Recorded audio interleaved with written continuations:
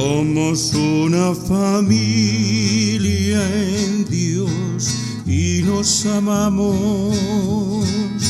Somos una familia en Dios y nos cuidamos. En pruebas o en calma, nuestro amor sigue igual. Somos una familia en Dios y nos amamos. Somos una familia en Dios y nos amamos. Somos una familia en Dios y nos cuidamos. En pruebas o en calma, nuestro amor sigue igual. Somos una familia en Dios y nos cuidamos. Somos una familia en Dios y nos amamos. Somos una familia en Dios y nos cuidamos. En pruebas o en calma, nuestro amor sigue igual. Somos una familia en Dios y nos amamos. Somos una familia en Dios y nos cuidamos.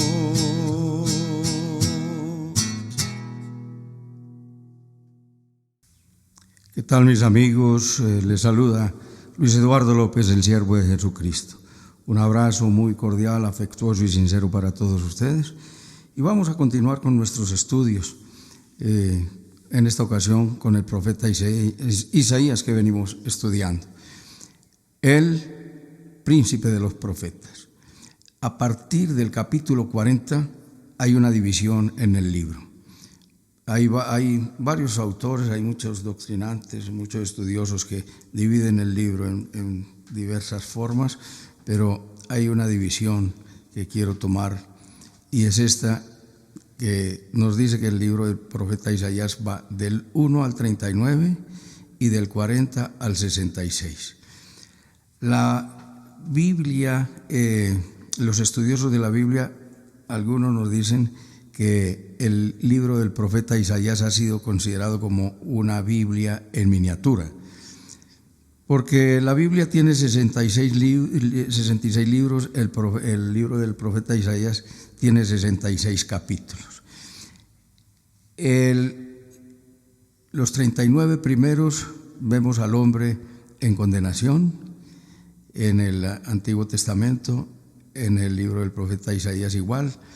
A partir del capítulo 40 vemos en la manifestación de la gracia de Dios. En el Nuevo Testamento vemos la manifestación de la gracia de Dios. El Nuevo Testamento empieza con el ministerio de Juan el Bautista. 43, voz que clama en el desierto, preparad el camino para el Señor.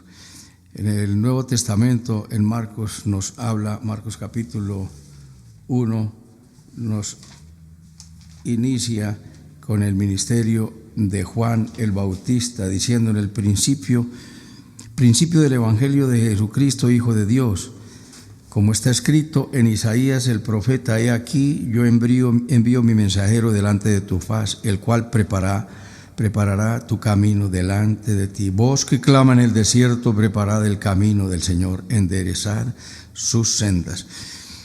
El libro empieza con este ministerio, el Nuevo Testamento, y el Nuevo Testamento de Isaías, llamado así por algunos, empieza con el ministerio de Juan el Bautista, proféticamente: voz que clama en el desierto, preparad el camino para el Señor.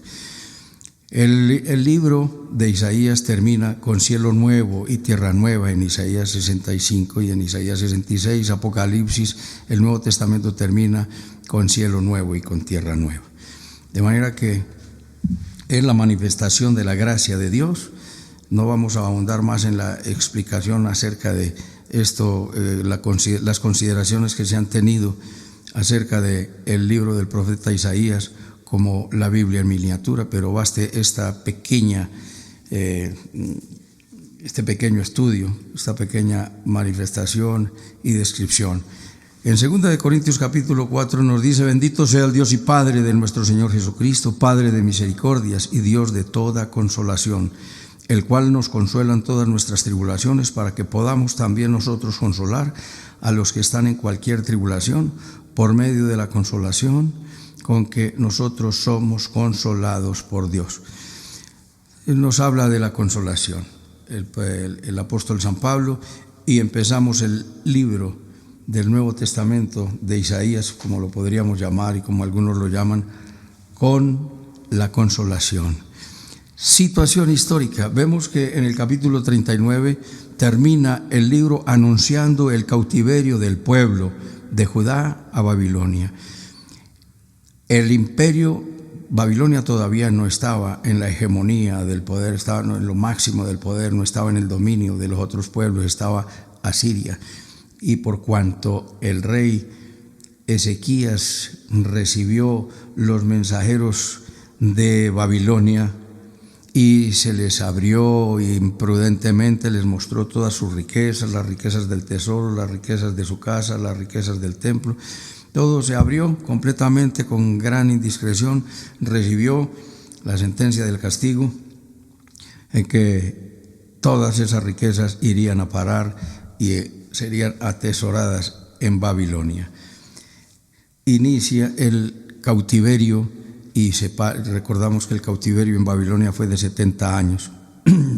Van pasando los 70 años y el profeta inicia con esta declaración. Vamos a mirar, a ver 3 puntos: mirando atrás, el pueblo, número 1, mirando hacia atrás, la situación que el pueblo había vivido. Número 2, mirando hacia adelante, el camino que tenían por recorrer, ¿cierto? Tenían un arduo camino hacia adelante para llegar a la tierra de Judá. Y número 3, mirando hacia adentro. Estaban en gran debilidad, pero encontrarían fuerzas en el que las tiene todas.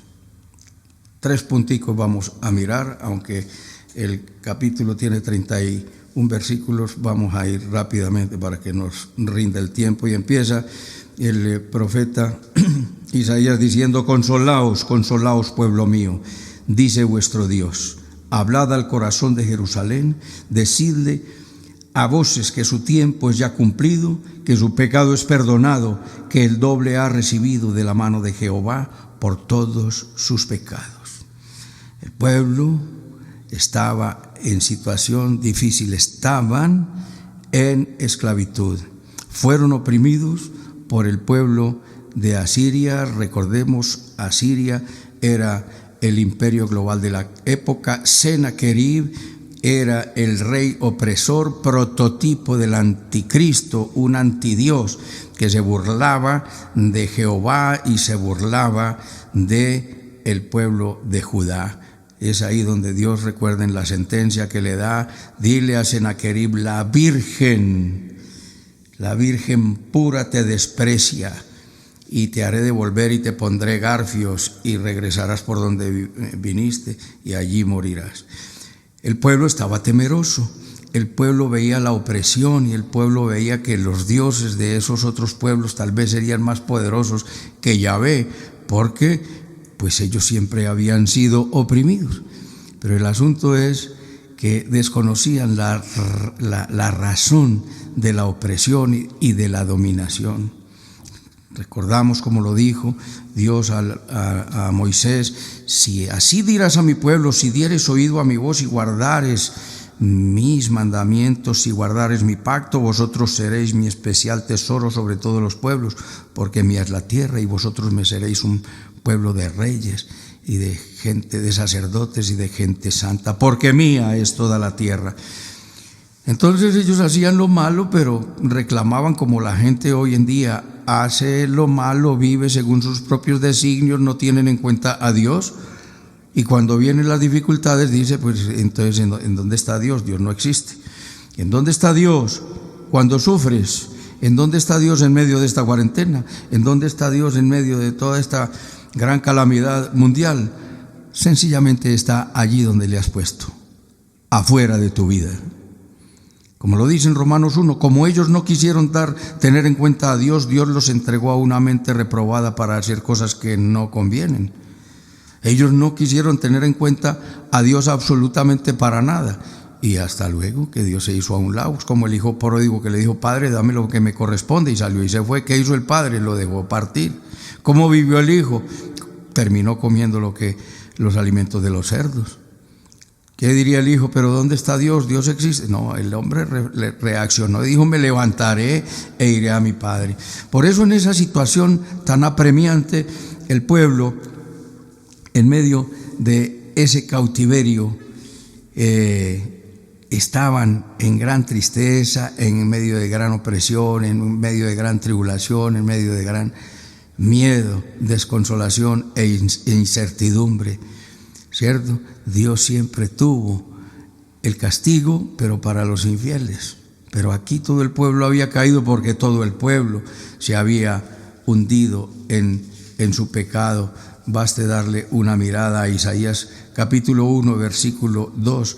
Oíd cielos y escucha tu tierra, porque habla Jehová, crié hijos y los engrandecí, y ellos se rebelaron contra mí.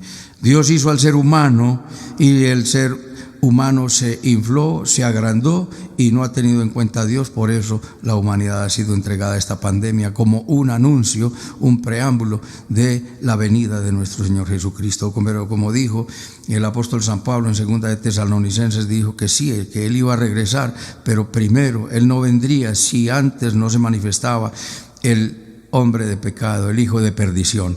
De manera que antes ha de manifestarse el anticristo. Preámbulo de todo esto que estamos viviendo es la preparación para el nuevo orden mundial, lo que tendremos que ir denunciando paso a paso, que lo que se está dando en toda esta mentira universal. Recuerde que una de las señales que nuestro Señor Jesucristo dio en Mateo 24, cuando le preguntaron, Señor, ¿cuándo es el fin de todas estas cosas y la señal de tu venida? Y el Señor les dijo, mirad que nadie os engañe. Estamos en el engaño más aterrador del mundo. Los organismos mundiales en los cuales la humanidad ha confiado, la ONU, el Fondo Monetario Internacional, el Banco Mundial, la Organización Mundial de la Salud, todos son organismos instituidos y dirigidos por estos hombres luciferinos y tienen engañada la humanidad, porque hay una orden de reducción de toda la humanidad para empezar por lo menos en un 30%. Ellos quieren reducir la población mundial a 1.000 millones y ellos ser los grandes jefes y tener un pueblo de vasallos que les sirva. En esa situación vivía el pueblo en medio de la opresión en Babilonia. Y entonces necesitaban una palabra de Dios. Sabe lo que necesitamos. Ellos clamaron y clamaron como clamaron cuando estaban esclavos en Egipto, y viene la voz y el aliento del profeta. El cautiverio estaba llegando a su final. El pecado les había llevado allí. Pero seguían siendo pueblo de Dios. Acuérdese, en Amós 3:2 dice, a ustedes solamente les he conocido de todos los pueblos del mundo, pero por eso les castigaré por todos sus pecados. Por el pecado no dejaron de ser pueblo de Dios. Por si tú crees, mi amado, que me escuchas, que por un pecado pierdes la salvación, pues Israel no dejó de ser pueblo de Dios. Si tu hijo peca contra ti, ¿deja de ser hijo? No, sencillamente somos hijos y seguiremos siendo hijos. En medio de todo esto y de toda esa dificultad y alejamiento de Dios y del castigo, Dios levanta al profeta y le dice, consolaos, consolaos, pueblo mío, pueblo mío. Les vuelve a llamar pueblo mío. Acuérdese, en Isaías 29:13 dice, este pueblo de labios me honran. Los trata peyorativamente, despreciativamente. Este pueblo de labios me honra. Ahora vuelve y les dice, pueblo mío. Empieza a hablarles con ternura. Dice vuestro Dios, Y le dice: hablad al corazón de Jerusalén, decidle a voces que su tiempo es ya cumplido, que su pecado es perdonado, que el doble ha recibido de la mano de Jehová por todos sus pecados. Hablarle al corazón, es decir, le está diciendo: háblale con ternura, háblale que Él es pueblo mío. Cuando le dice el tiempo ha sido cumplido, es decir, ya el Señor tiene un tiempo para dar castigo a aquel que le ha desobedecido, y el tiempo, como lo dice también en Isaías 57, que no nos castigará por siempre para que no vamos a desmayar. Entonces le dice: el tiempo ha sido cumplido y el doble ha recibido. ¿Qué significa el doble? Es decir, le he dado la retribución en la medida de sus pecados y en la medida justa, sin excesos, por todos sus pecados. Le da un encargo al profeta del versículo 3 al 5: voz que clama en el desierto, voces famosas, preparad camino a Jehová, enderezad calzada en la soledad a vuestro Dios. Todo valle sea alzado y bájese todo monte y collado. Lo torcido se enderece y lo áspero se allane, y se manifestará la gloria de Jehová, y toda carne juntamente la verá, porque la boca de Jehová ha hablado. El encargo del Señor es a la voz, le dice al profeta: voz que clama en el desierto. Esto tiene su cumplimiento, como lo hemos visto en Juan el Bautista. A Juan el Bautista le preguntaron en el Evangelio de San Juan. Ahora les mostré cómo en el Evangelio de San Marcos nos dice que el ministerio de nuestro Señor Jesucristo empieza, pero primero empieza el de Juan el Bautista, preparando el terreno para el Señor en cumplimiento de esta palabra profética. En Juan el Bautista le van a preguntar a Juan: ¿eres tú el Cristo? Y Juan el Bautista le dijo: no, yo soy la voz que clama en el desierto. Detrás de mí viene uno del cual yo no soy digno de desatar la correa de su calzado. Yo sencillamente soy la voz que clama en el desierto. Es decir, si ellos entendían y conocían las Sagradas Escrituras, estaban entendiendo que Él era la voz que vendría antes a preparar el camino del Mesías. Esas eran las señales, como lo trata el Evangelio de San Juan. Y nos dice: enderezad calzada en la soledad a vuestro Dios. Es decir, el pregonero, el precursor, tendría que ir llevando a la gente a concientizarla de su pecado para que enderezaran sus caminos. Los caminos estaban torcidos y todos desviados para la época de la venida de nuestro Señor Jesucristo, y bien para hoy los caminos de la humanidad, de todos los seres humanos, están desviados en su mayoría. Pues obviamente que no de todos, porque siempre Dios se ha reservado un remanente fiel. Y cuando dice: todo valle sea alzado y bájese todo monte y collado, y lo torcido se enderece y lo áspero se allane, no nos está hablando de una topografía geográfica o de relieves, nos está hablando más bien como de una topografía moral, de una diversidad moral, para que haya una unificación en el amor, porque aquí hay gente en este mundo y en todas las sociedades, en todas las regiones del mundo, hay gente altiva y soberbia. Entonces está diciendo: los soberbios y los altivos se bajen, y los que están muy por debajeados se levanten, para que haya igualdad. La verdadera igualdad social se encuentra única y exclusivamente en nuestro Señor Jesucristo. ¿Trae igualdad social el capitalismo? Absolutamente que no. Hay queja contra el capitalismo en las Sagradas Escrituras, y hay muchos profetas que se manifiestan contra esto, y el apóstol Santiago dice: oh ricos insensatos, el salario de vuestros esclavos, de vuestros obreros, clama contra ti, y tu oro está enmohecido, tus riquezas están podridas, porque no pagaste el justo salario. Justicia. Pero el comunismo viene a quejarse sencillamente porque el capitalismo no ha pagado, y y comete atropellos peores, porque lo hemos visto, como hemos visto lamentablemente a Venezuela, a Cuba y muchas regiones. Pero no es el asunto de hablar, pero tiene que ver todo esto. Todo en la vida tiene que ver con las Sagradas Escrituras, porque la Biblia no trata solamente de mi relación con Dios. Mi relación con Dios, ama a Dios por sobre todas las cosas, y ama a Dios con toda tu fuerza, tu alma, tu mente y tu corazón, y ama al prójimo como a ti mismo. Habrá amor al prójimo mientras le estoy explotando, mientras no le estoy pagando el salario justo, donde le estoy comprando su producto agrícola, el campesino, a nada, y yo me estoy ganando grandes utilidades y gran rentabilidad. Todo esto tiene que ver, porque el Evangelio es social, porque el Evangelio es un Evangelio de amor.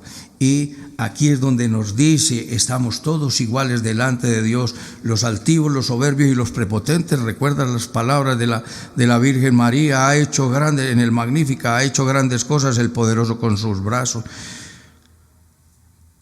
Esparció a los soberbios en su pensamiento.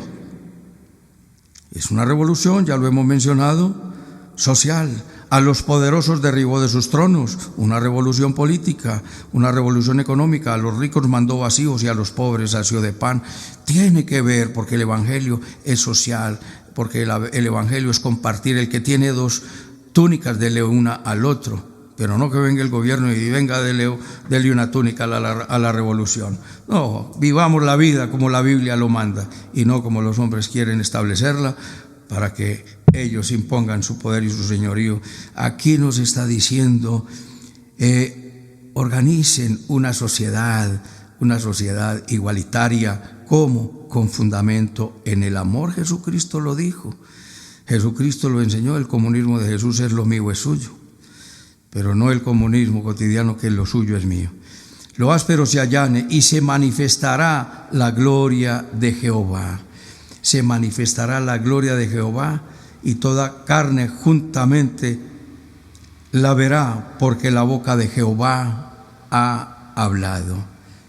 Da voces, el encargo es que la gloria del Señor habría de venir y todo ojo le verá. Cuando Jesucristo regrese, en Apocalipsis 1:7 nos dice: he aquí que vienen las nubes y todo ojo le verá. En la primera venida le vio poca gente, pero en la segunda venida todo ojo le verá. Nos dice entonces a continuación del versículo 6 al 8: voz que decía, da voces. Y yo respondí, que tengo que decir a voces, que toda carne es hierba y toda gloria como flor del campo. La hierba se seca y la flor se marchita, porque el viento de Jehová sopló en ella. Ciertamente como hierba es el pueblo. Sécase la hierba, marchítase la flor, mas la palabra de Dios, del Dios nuestro, permanece para siempre. Entonces nos dice que el hombre es fugaz. Da voces diciendo que el hombre es efímero, pero la palabra de Dios es eterna. El hombre es efímero. Amado varón que me escuchas, si no has venido a Dios y estás en el señorío de tu prepotencia, de tu arrogancia, de tu altivez, de tu riqueza, de tu posición social, política y económica encumbrada, recuerda que el hombre es fugaz. Toda carne es hierba y toda gloria como la flor del campo. ¿Tienes gloria, amado varón? Acércate a Dios, que tu gloria terrena es vana, y es una vana gloria, es decir, infructuosa, y llegará el tiempo de su fin. Asiria era el imperio, había caído. Babilonia estaba en dominación de Judá y estaba languideciendo. Venía de bruces, porque ya venía el imperio medo-persa a entrar en el dominio global. La palabra de Dios permanece para siempre. La palabra es eterna. La palabra, ¿por qué nos dice porque Dios lo ha hablado. La palabra de Dios permanece para siempre. La palabra de Dios tiene poder, no solamente que es eterna, sino que es una palabra poderosa. En Marcos 11:23 dice que si dijeres a este monte desarráigate y échate en el mar, lo que digas te será hecho. Recuerda lo que dice que en Proverbios 4:20, sí, hijo mío, está atento a mis palabras y no se aparten de ti mis razones, porque son vida a los que las hallan y medicina a todo su cuerpo. La palabra tiene poder, la palabra es una medicina. Estás enfermo, habla palabra y te aliviarás. La palabra de Dios es medicina a todo tu cuerpo, y la palabra nos libra de la ruina. Proverbios, Salmos 107:20 dice: les envió su palabra y los sanó y los libró del sepulcro, los libró de la ruina. La palabra poderosa, y nos dice Pablo a Timoteo que la palabra de Dios es útil. Toda la escritura es inspirada por Dios y útil para enseñar, redarguir, corregir, instruir en justicia, a fin de que el hombre de Dios sea perfecto, es decir, maduro y enteramente preparado para toda buena obra. En la palabra de Dios vas a obtener una madurez espiritual. No puede haber madurez espiritual sin la palabra de Dios. Lo que la gente llama comúnmente espiritualidad se llama religiosidad, y se habla de emociones. Vemos luego la voz del juicio y de la tribulación. Súbete, versículo 9, en un monte alto, anunciadora de Sión, levanta fuertemente tu voz, anunciadora de Jerusalén. Levántala, no temas, di a las ciudades de Judá: ved ahí a vuestro Dios.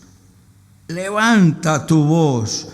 Sigue el versículo 10: he aquí que Jehová el Señor vendrá con poder y su brazo señoreará. He aquí que su recompensa viene con él y su paga delante de su rostro. Como pastor apacentará su rebaño, en su brazo llevará los corderos y en su seno los llevará. Pastoreará suavemente las recién paridas. Habla, no temas. Los profetas fueron unos valientes porque fueron encargados de hablar la palabra de Dios, y la hablaron al pueblo cuando fueron enviados al pueblo, y la hablaron a los reyes cuando fueron enviados a los reyes, y no callaron, sin temor, porque eran mensajeros que recibían el valor, el poder de Dios para hablar a quien tuvieran que hablarle, y le decían con total sinceridad: estás equivocado, rey, estás oprimiendo al pueblo, cometiste este pecado, rey, como se le dijo al mismo rey David: cometiste pecado porque tomaste la mujer de Urías, teniendo tú tantas mujeres. Habla la palabra, no temas, porque nuestro rey vendrá y regirá con vara de hierro las naciones. Habrá la retribución, y solamente habrá dos tipos de pago. Vara de hierro es el pecado, no será tolerado. Viene con recompensa y con pago, como lo dice Juan 5, 28 y 29, que vendrá el momento donde los que estén en los sepulcros oirán la voz del Señor Jesucristo, y los que hicieron lo bueno saldrán a salvación, a resurrección de vida, y los que hicieron lo malo a resurrección de condenación. De manera que la resurrección es a vida y a condenación. Nos está diciendo también que hay un cuidado y una gran ternura. Dice que pastoreará a su rebaño. Viene con recompensa, como lo dice en el 2 de Timoteo 5:10, que todos compareceremos ante el tribunal de Cristo. Es decir, ante el tribunal de Cristo compareceremos los creyentes, y ante el tribunal del gran trono blanco, 1000 años después, comparecerán los impíos, pero a cada uno se le pagará conforme a su obra. A los hijos de Dios seremos juzgados. Hicimos lo bueno y nos dará recompensa. Hicimos lo malo, la obra recibirá pérdida, aunque él mismo será salvo como por el fuego.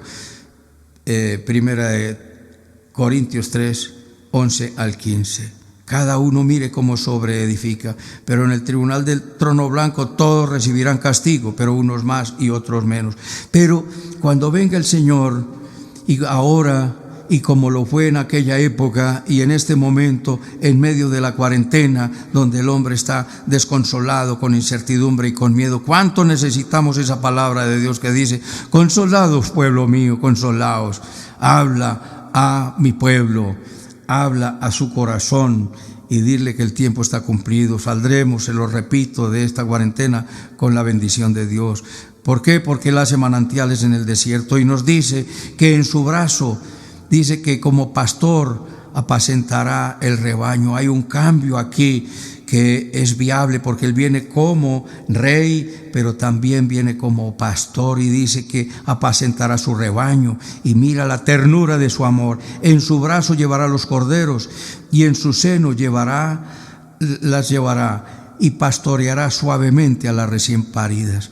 El Señor viene con toda su ternura, con retribución y con pago. Cuidará suavemente de las recién paridas y llevará en sus brazos a los corderitos pequeños. Entonces pasamos al segundo lugar. En primero, mirando hacia atrás, ¿cuál era la condición del pueblo? Esclavitud, castigo, azote, necesidad, dificultad, tristeza, melancolía, nostalgia, miedo, desazón, agobio, desconsuelo, desesperanza. Y al pueblo se le dice: consolaos, pueblo mío. Viene la voz del profeta y se les dice que el cautiverio estaba llegando a su final y que Dios les concedía el perdón. A todo aquel que venga en arrepentimiento, Dios es solícito en perdonar, como lo dice en Joel capítulo 2. A causa de su pecado les había ido mal, pero seguían siendo el pueblo de Dios. Viene luego el encargo para el siervo de Dios, y se le dice: vos que clama en el desierto, preparad el camino del Señor. Mis amados, es hora de hablar de que Jesucristo regresa, de que Jesucristo vino a morir como siervo sufriente y que vendrá como Rey glorioso, y que todo altivo se baje y que todo humilde crezca, para que todos tengamos una igualdad social delante de nuestro Dios. La verdadera igualdad social no la da sino nuestro Señor Jesucristo, porque el hombre con 3 pesos de poder se encumbra y humilla, y al que estaba igual que él lo pisotea y lo pone muy debajo de donde estaba. Pero viene el siervo de Dios y anuncia que todo monte y collado se baje, y que todo lo que esté abajo, todo valle sea alzado.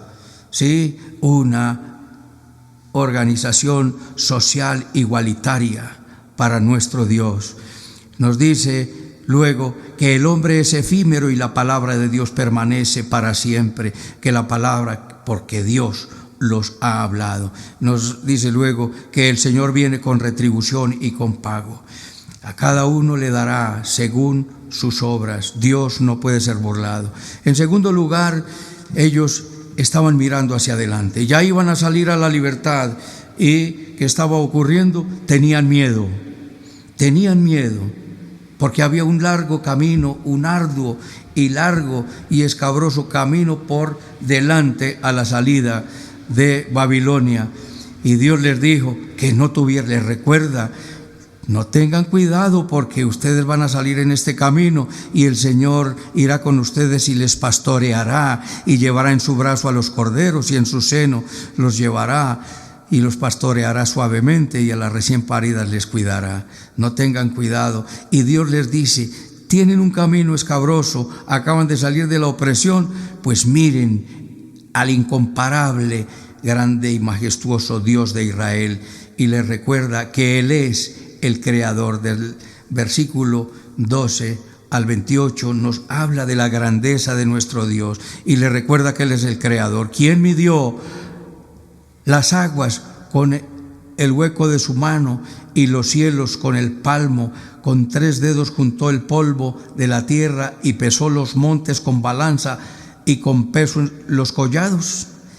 ¿Quién enseñó? Mire, el Señor les está diciendo quién fue el que hizo todo esto. Recuerda las preguntas que Dios le hizo a Job. Repasa Job capítulo 38 y nos dice luego: ¿quién enseñó al Espíritu de Jehová o le aconsejó? Como lo dice y lo hemos visto en Romanos 11, 33 al 36, Oh profundidad de las riquezas y de la ciencia de Dios, cuán insondables son sus juicios e inescrutables sus caminos. Porque ¿quién entendió la mente de Dios? ¿O quién le dio a él primero para que le fuese recompensado? ¿O quién fue su consejero? Porque de él, por él y para él son todas las cosas. Él no necesitó consejero, a él nadie le enseñó. Él siempre es el Dios de la gran sabiduría. Versículo 12, el Dios de la grandeza. Versículo 13 y 14, el Dios de la gran sabiduría. Versículo 15 al 17 nos habla de la pequeñez de las naciones. Ellos estaban pensando que los dioses de los otros pueblos eran más grandes, pero Dios les dice, he aquí, versículo 15, he aquí que las naciones les son como la gota de agua que cae del cubo, y como el menudo polvo en las balanzas le son estimadas. He aquí que hace desaparecer las islas como polvo. Ni el Líbano bastará para el fuego, ni todos sus animales para sacrificio. Como nada son todas las naciones delante de él, y en su comparación serán estimadas en menos que nada, y lo que no es. Mi amado, ¿hay temor? ¿Qué temor vamos a tener nosotros si tenemos un Dios que cuida de nosotros? Le recuerda la grandeza de Dios, le recuerda la sabiduría, le recuerda que las naciones le son como nada. Dios está por encima de todo ello, para que te asombres si no has escuchado esto que te voy a leer. El artífice prepara la imagen. Mira, el rico le hace imagen de oro, y el pobre se la hace de madera. ¿A qué le compararéis? Versículo 18. ¿A qué pues haréis semejante a Dios? ¿O qué imagen le compondréis? Como dijo en la consagración del templo en Segunda de Crónicas, capítulo 6, versículo 18, nos dice que los cielos de los cielos no te pueden contener, cuanto menos esta casa, Dios, que te he fabricado. Los cielos de los cielos no te pueden contener. Una imagen, una estampita puede contener a Dios. ¿A qué pues haréis semejanza? 40:18. ¿Haré semejante a Dios, o qué imagen le compondréis? El artífice prepara la imagen de talla, el platero le extiende el oro y le funde cadenas de plata. El pobre escoge para ofrecerle madera que no se apolille.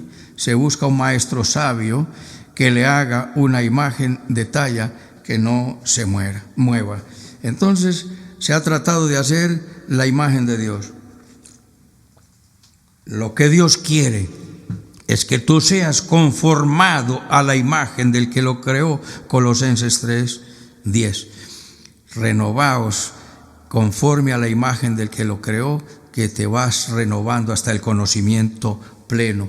Pero no podemos hacer imágenes de Dios. Nuestro Dios está en los cielos, todo lo que quiso ha hecho. Los dioses de ellos son oro y plata. Salmo 115, versículo 3 y siguientes. Nada puede contener a Dios. Mira que Dios está por encima de la creación. Observa lo que dice el versículo 21. ¿No sabéis? ¿No habéis oído? ¿Nunca os lo han dicho desde el principio? ¿No habéis sido enseñados desde que la tierra se fundó? Él está sentado sobre el círculo de la tierra. Observa que apenas Cristóbal Colón dice la tierra es redonda, y cómo se reventaron la cabeza diciendo la tierra es plana, la tierra es redonda. Y la Biblia, escrito hace 2800 años por el profeta Isaías, nos dice: Dios está sentado sobre el círculo de la tierra, cuyos moradores son como langostas. Él extiende los cielos como una cortina, los despliega como una tienda de morar. Jesucristo es mucho más grande que la creación. Hebreos 3:13 dice: mayor honra que la casa tiene el que la hizo, mayor honra que la pintura la tiene el pintor, mayor honra que la escultura la tiene el escultor, mayor honra que la tierra y que el universo la tiene su único y exclusivo creador, que se llama Jesucristo. ¿Quién creó? Te dejo esta pregunta. ¿Quién fue el creador?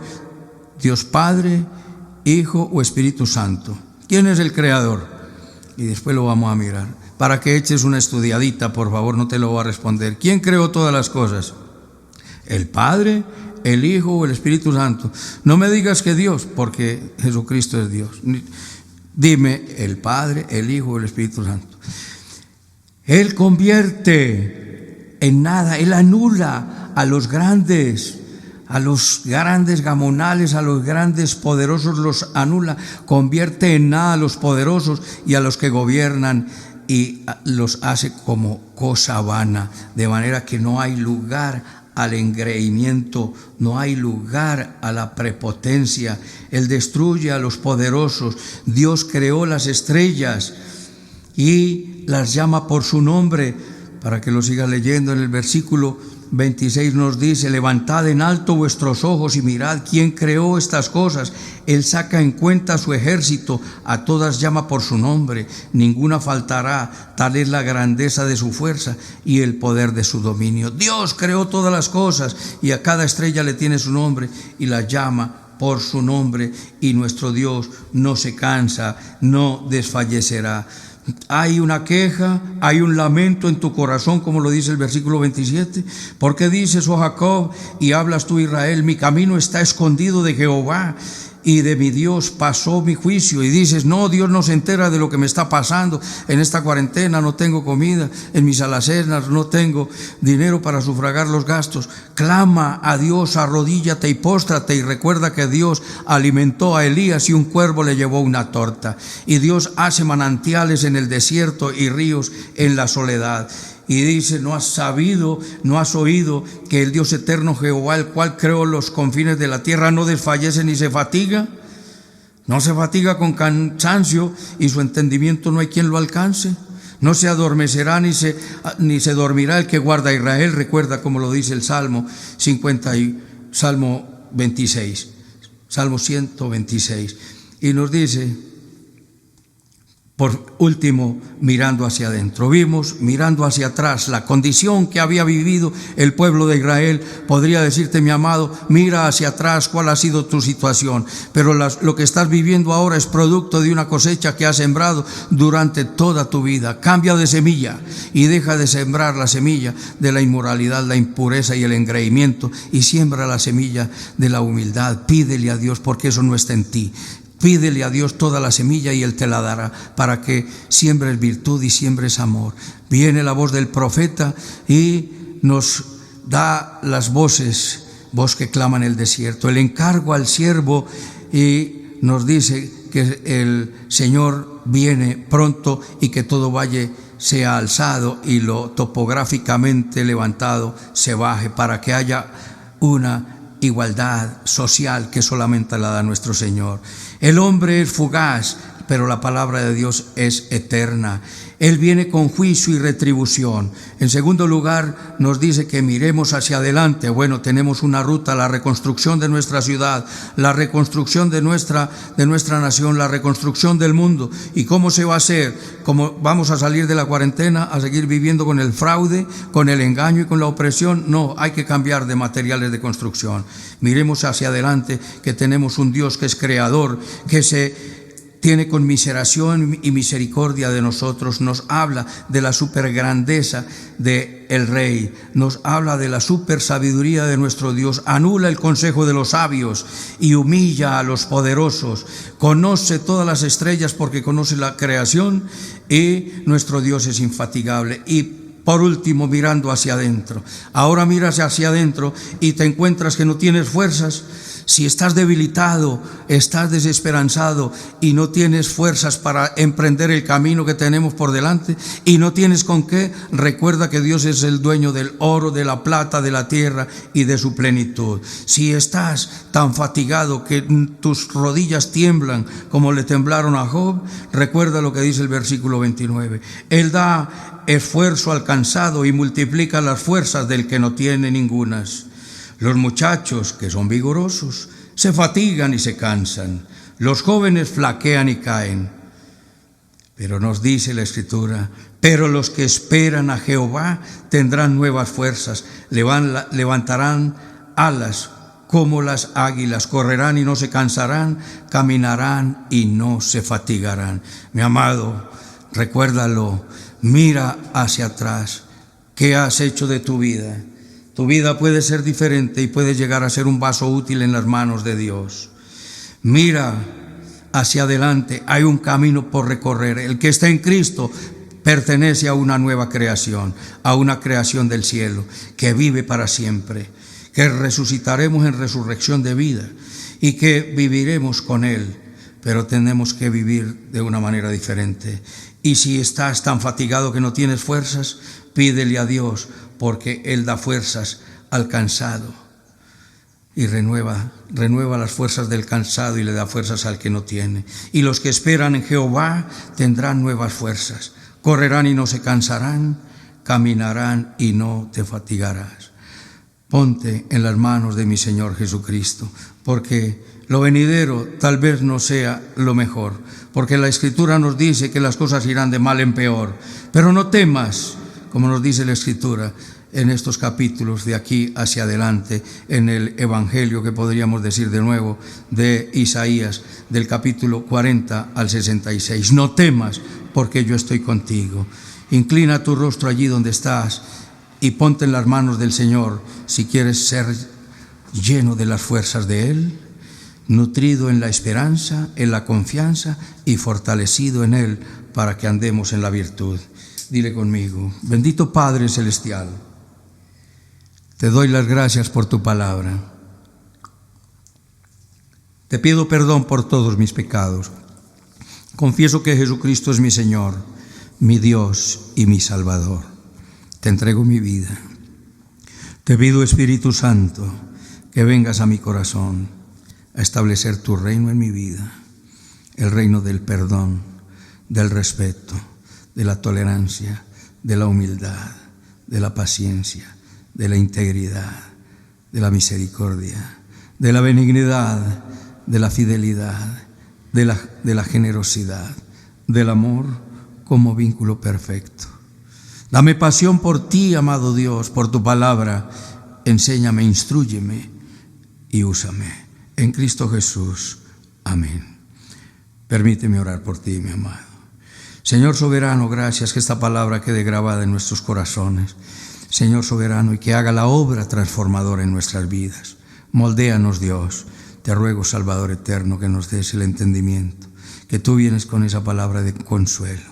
Jesús, porque tenemos un camino atrás que tenemos que dejar atrás, allá atrás precisamente, porque tu palabra dice que el que pone la mano sobre el arado y mira atrás no es digno de ser su discípulo. Y el apóstol San Pablo escribe: extendiéndome adelante, prosigo y olvido lo que queda atrás, a ver si logro asir aquello por lo cual fui asido, agarrado por Cristo, a la meta, al premio del supremo llamamiento de Dios en Cristo Jesús. Transfórmanos, Señor. Bendice cada familia de los que me escuchan y bendice nuestra nación. Bendice, Señor, poderoso Rey, al presidente, a los que están en eminencia. Bendice los alzados en armas, terroristas, los bandidos. Señor, los narcotraficantes, los que tienen un credo distinto, especialmente el pueblo de Israel. Oramos sobre todas estas cosas para que vengas pronto. Ven pronto, Señor Jesús, quedamos en tus manos, dando la gloria al Padre, dando la gloria al Hijo y dando la gloria al Espíritu Santo. En Cristo Jesús, Señor nuestro. Amén, amén y amén. Un abrazo, mis amados, y hasta otra oportunidad.